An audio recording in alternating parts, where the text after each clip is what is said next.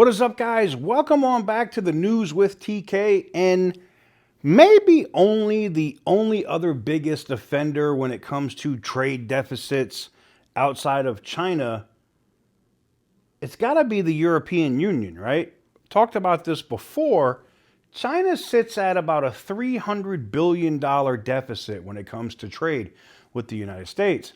The EU, on the other hand, is at about slightly over $250 billion. Now, a lot of that happens to be automobiles, as we get everything from, all of the German cars. It's not so much French stuff because, their stuff is trash anyway.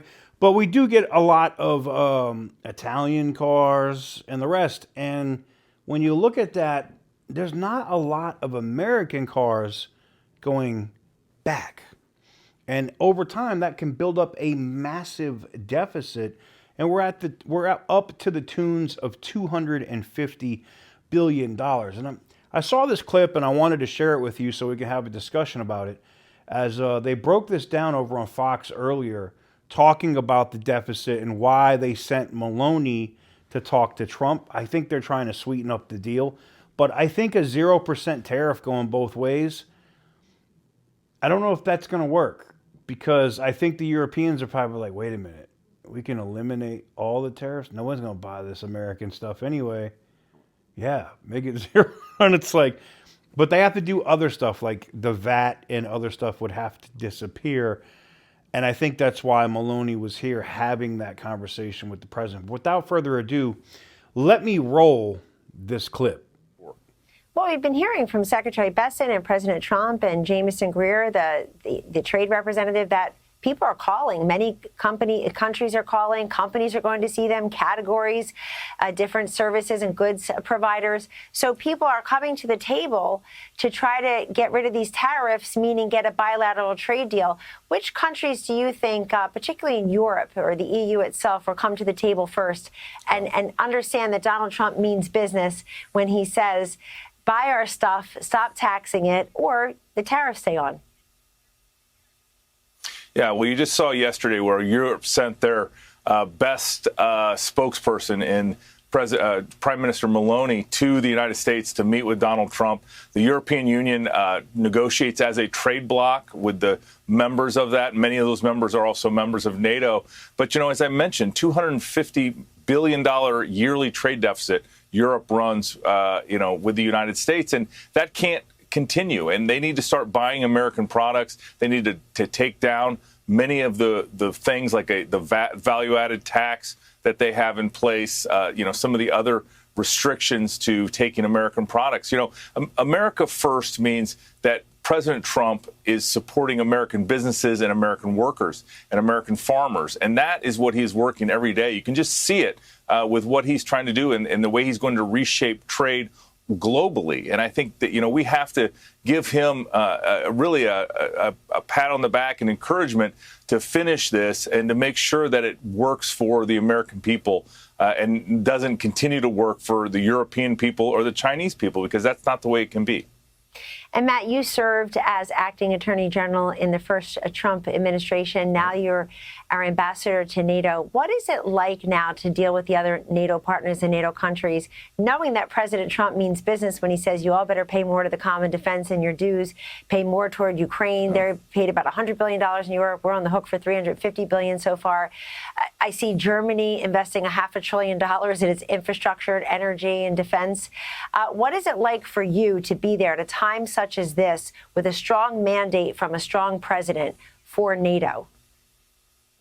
Yeah, well, it's consequential. Obviously, we have a lot of work to do. We have big issues to resolve. We're heading into the NATO summit at the end of June, where we're going to get a commitment from our European allies and Canada to spend a lot more on the collective defense and on their individual defense.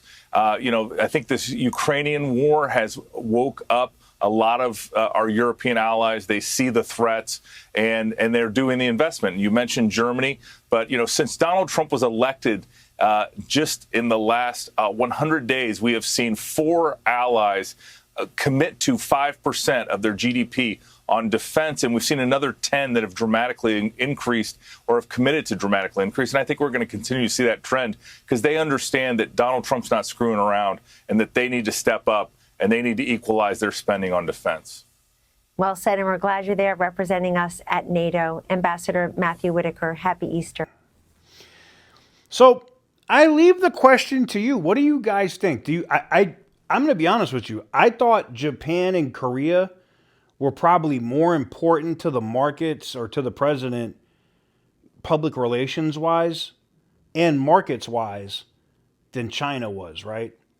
But the way it's looking right now, it's looking like China and the EU, those deals could be done before a Japan/Korea deal is done, or either or on that side. And when you look at it like that, if the president is able to flip $550 billion in trade deficit like this, what do you think the markets are going to do?